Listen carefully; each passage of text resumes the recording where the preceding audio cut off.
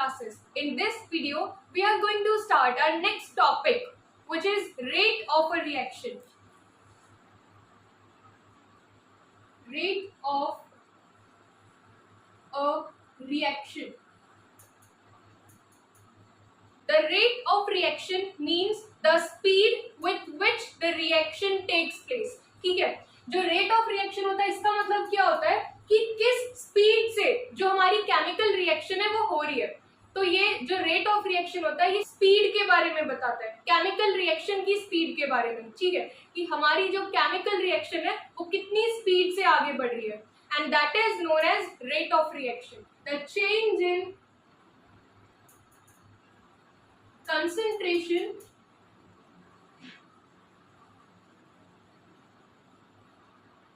of reactant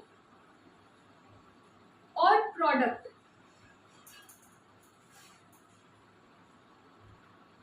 per unit time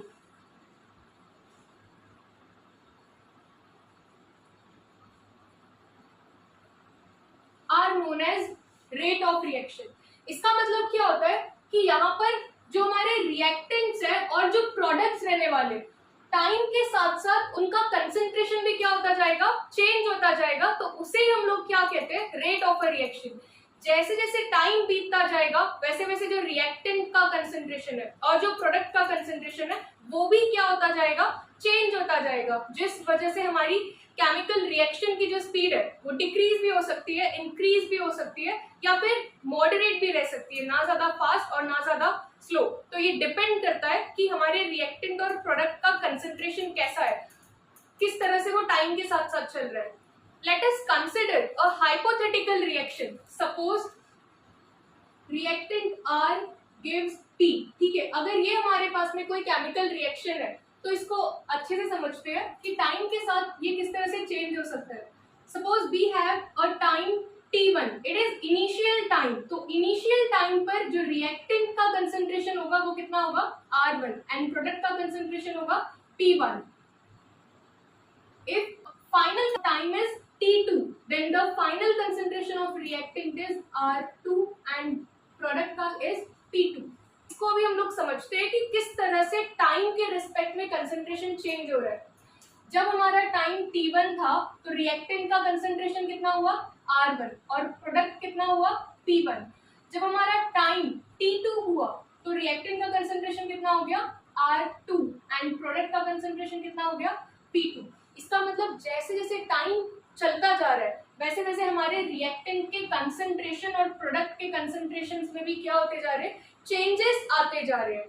तो इसे ही हम लोगों को यहाँ पे शो करना है. ठीक है, so if we have to show rate of reaction for this hypothetical equation, then we show rate of reaction is equals to decrease in concentration of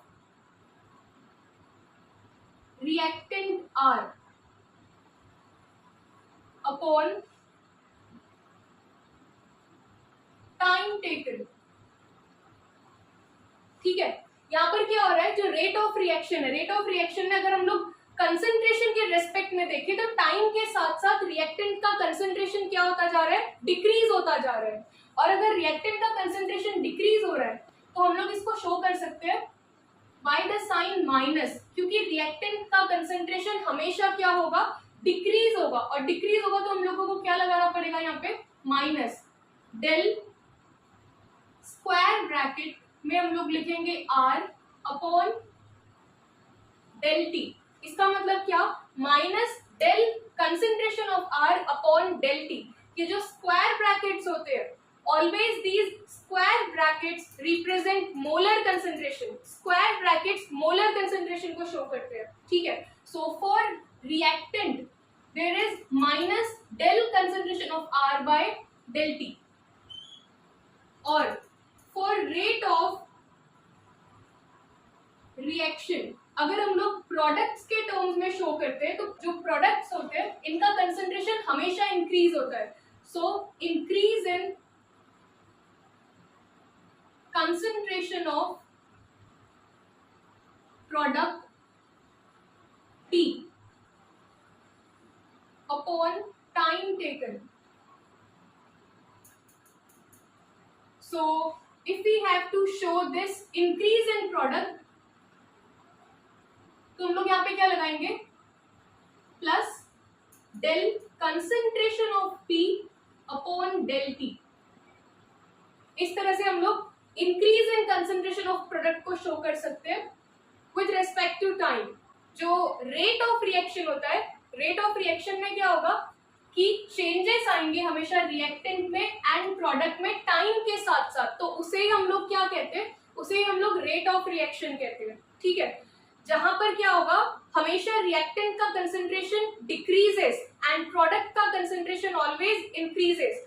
इसी में हम लोग देख लेते हैं कि एवरेज रेट ऑफ रिएक्शन क्या होता है. So next is average rate of reaction. जब भी हम लोग एवरेज रेट ऑफ रिएक्शन की बात करते हैं, so it is denoted by RAV, average rate of reaction. Average rate of reaction में क्या होगा कि हमेशा फाइनल में से इनिशियल वैल्यूज को हमको क्या करना होता है, माइनस करना होता है. तो यहाँ पर अगर हम लोग रिएक्टेंट के टर्म्स में देखें तो रिएक्टेंट की फाइनल वैल्यू क्या होगी, R2 minus initial value is R1 upon final value of time is T2 minus initial value of time is T1.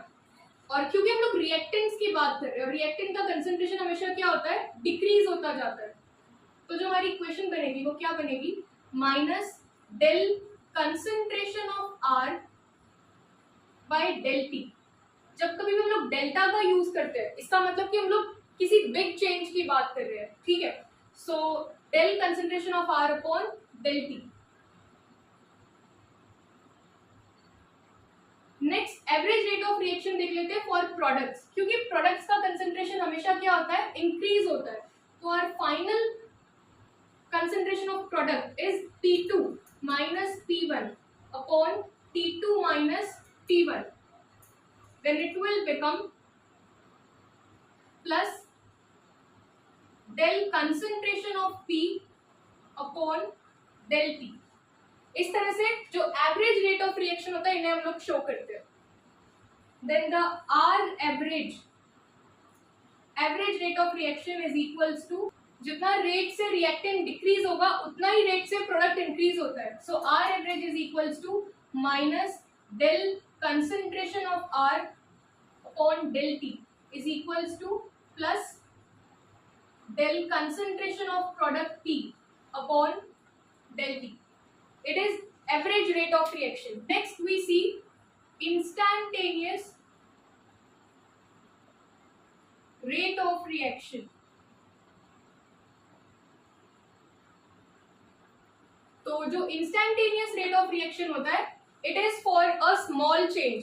जब कभी भी कोई स्मॉल चेंज होगा तो स्मॉल चेंज के लिए हम लोग क्या यूज करते हैं, instantaneous rate of reaction. R instantaneous. Small change के लिए हम लोग क्या यूज करेंगे, D concentration of R upon D T. This is for reactants concentration. And for product R instantaneous is equals to plus D concentration of product P by dt. तो यहाँ पर सिर्फ इतना डिफरेंस है कि इंस्टेंटेनियस रेट ऑफ रिएक्शन में हमको D लिखना पड़ेगा, ठीक है, और एवरेज रेट ऑफ रिएक्शन में क्या शो करना होगा, हमें डेल्टा का यूज करना होगा. एवरेज रेट ऑफ रिएक्शन हमेशा लार्ज डिफरेंस बताएगा, ठीक है, जिसको हम लोग डेल्टा से शो करते हैं. और जो इंस्टेंटेनियस रेट ऑफ रिएक्शन होता है इसे हम लोग D से शो करते हैं, क्योंकि इसमें हम लोग स्मॉल चेंज को डिस्कस करते हैं. ठीक है, तो ये होता है instantaneous and average rate of reaction. Next graph का रिप्रेजेंटेशन देखते हैं. If we have a concentration time graph, अगर हमारे पास कोई कंसंट्रेशन टाइम ग्राफ है और उसमें हम लोगों को रेट ऑफ रिएक्शन अगर शो करना है तो इसे हम लोग कैसे शो कर सकते हैं. ठीक है, हम लोग इक्विलिब्रियम में पढ़ते हैं क्लास 11th में कि जब टाइम 0 होता है तो रिएक्टेंट का कंसंट्रेशन कितना होता है, 100% होता है, एंड प्रोडक्ट का कंसंट्रेशन कितना होता है, 0% होता है. क्योंकि जो इनिशियल टाइम होता है, इनिशियल टाइम में हमेशा रिएक्टेंट क्या होगा, पूरा कंप्लीट होगा, और प्रोडक्ट क्या होगा 0% होगा। लेकिन जैसे जैसे इसके अंदर टाइम बीतता जाता है, 10 मिनट बाद अगर हम लोग देखें तो 10 मिनट बाद सपोज इसका कंसंट्रेशन कितना हो गया 80%, तो प्रोडक्ट का कंसंट्रेशन कितना हो जाएगा 20%। फिर ऐसे ही अगर हम लोग 20 मिनट बाद देखें तो 20 मिनट बाद अगर हमारे रिएक्टेंट का कंसंट्रेशन होता है 60%, तो प्रोडक्ट का कंसंट्रेशन कितना हो जाएगा 40%। एंड इस तरह से ये चलता जाता है। तो यहाँ पर आप ये ऑब्जर्व कर सकते हो कि जैसे जैसे यहाँ पे टाइम बीतता जा रहा है वैसे वैसे जो रिएक्टेंट का कंसंट्रेशन है वो डिक्रीज हो रहा है एंड जो प्रोडक्ट का कंसंट्रेशन है वो धीरे धीरे क्या होता जा रहा है, इंक्रीज होता जा रहा है। रिएक्टेंट 100 से 60 हो गया है, मतलब रिएक्टेंट का कंसंट्रेशन क्या होगा, रिएक्टेंट का कंसंट्रेशन टाइम के साथ साथ डिक्रीज होता जाएगा। एंड जो प्रोडक्ट का कंसंट्रेशन होता है, प्रोडक्ट का कंसंट्रेशन टाइम के साथ साथ 0 से स्टार्ट हुआ था, लेकिन जैसे जैसे टाइम बीतता जाएगा वैसे वैसे इसका कंसंट्रेशन क्या होता जाएगा, इंक्रीज होता जाएगा। तो this represent reactant,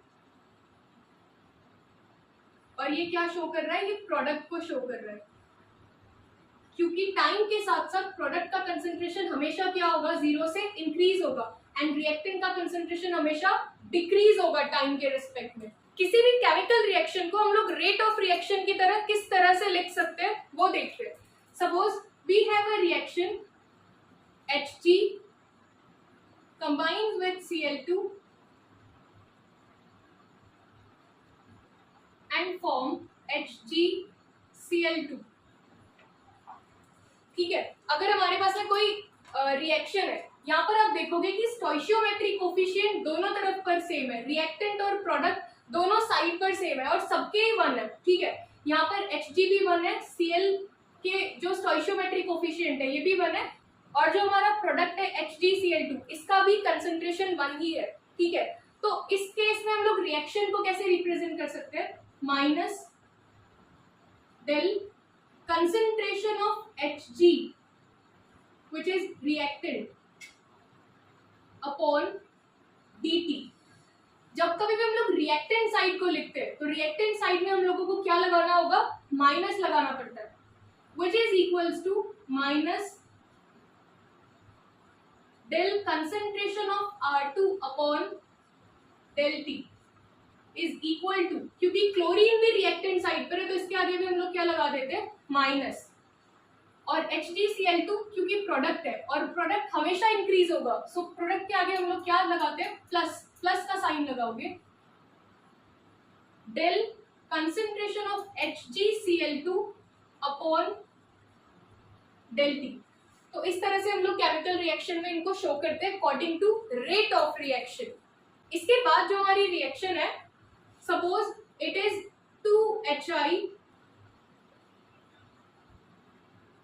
and it will give H2 plus I2। Suppose this is your reaction। ठीक है, अगर ये केमिकल रिएक्शन है तो इसमें आप देखोगे कि जो Hi है, Hi का जो स्टोइशियोमेट्रिक कोफिशिएंट है इट इज 2 और H2 और I2 का जो स्टोइशियोमेट्रिक कोफिशिएंट है ये 1 है। ठीक है, तो यहाँ पर क्या होगा, हमारे स्टोइशियोमेट्रिक कोफिशिएंट सेम नहीं है, और जब कभी भी स्टोइशियोमेट्रिक कोफिशिएंट सेम नहीं होते हैं तो उसके लिए हम लोगों को क्या करना होता है, जो स्टोइशियोमेट्रिक कोफिशिएंट रहता है जिसके भी साथ रिएक्टेंट या प्रोडक्ट जिसके भी साथ लगा हुआ है, बस उस टर्म को हमको क्या करना होगा, डिवाइड करना होगा उसके स्टोइशियोमेट्रिक कोफिशिएंट से। जैसे कि जो हमारी फर्स्ट रिएक्शन थी, फर्स्ट रिएक्शन में क्या था कि सारे स्टोइशियोमेट्रिक कोफिशिएंट यहाँ पे 1 ही थे, सारे सेम थे, लेकिन सेकेंड इक्वेशन में जो स्टोइशियोमेट्रिक कोफिशिएंट है वो डिफरेंट है। ठीक है, Hi के आगे क्या लगा हुआ है 2, लेकिन H2 और I2 के आगे क्या होगा, 1 होगा। तो जब इस तरह से डिफरेंस आ जाता है so we have to make them equal, इन सबको इक्वल बनाने के लिए हमको क्या करना होगा, जिसके साथ जो स्टोइशियोमेट्रिक कोफिशिएंट लगा हुआ है बस उस टर्म को हमको उससे डिवाइड कर देना है। तो अब आप देखोगे कि इस इक्वेशन को हम लोग किस तरह से शो कर सकते हैं। सो इट इज माइनस, क्योंकि स्टोइशियोमेट्रिक कोफिशिएंट इसका 2 है तो ये हो जाएगा minus 1/2 del concentration of Hi upon del T is equal to, अब आगे कोई रिएक्टेंट नहीं है, अब सीधे प्रोडक्ट स्टार्ट हो रहे हैं, तो हम लोग क्या लगाएंगे यहाँ पे प्लस, क्योंकि 1 है, कोई स्टोइशियोमेट्रिक कोफिशिएंट नहीं है, सो डायरेक्ट हम लोग यहाँ पे लिख सकते हैं del concentration of H2 upon del T is equals to plus del concentration of I2 upon del P, and that is how we represent these equations according to rate of reaction. क्योंकि हमेशा यहाँ पे क्या होगा, जो rate of disappearance होता है it is equals to the rate of appearance of product. तो इसीलिए हम लोग इन सब के आगे क्या लगाते हैं, इक्वल का साइन लगाते हैं, लेकिन जो रिएक्टेंट्स होगा रिएक्टेंट्स के आगे हमको माइनस लगाना होता है, प्रोडक्ट्स के आगे हमको प्लस लगाना होता है, ठीक है। और जिसके आगे जितना भी स्टोइशियोमेट्रिक कोफिशिएंट है बस उसको क्या करना होगा, हमें डिवाइड करना होगा जिसके साथ में वो लगा हुआ है। Now how do we express these equations according to rate of reaction.